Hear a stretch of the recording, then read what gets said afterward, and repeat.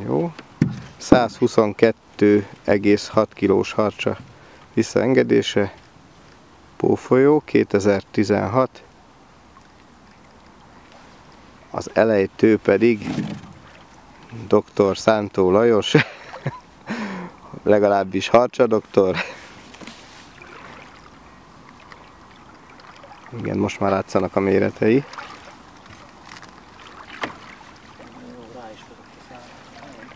Látod? Szájával. Szép nagy. De én mondom, én megemelném az egészet úgy, hogy lássuk, hogy... Itt a 120 kilóban, hogy emeljem meg. Az elejét meg tudod, a fejét ki tudod emelni, az egy 40-30-40 kilónál nem több. Na így legalább látszódik, hogy mekkora ez az. Na itt ott ő Lajos és a harcsa, így gyönyörű. Ez az. Jó, mehet akkor? Mehet, igen.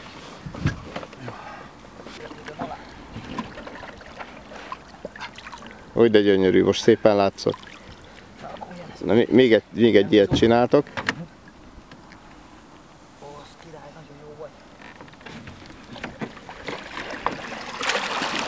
Gyönyörű.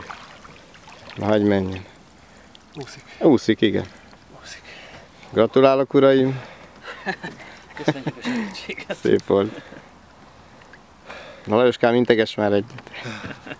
Megcsináltad. Te már kész vagy. Hát nekem ez már megvan. Te már kész vagy. 20 év.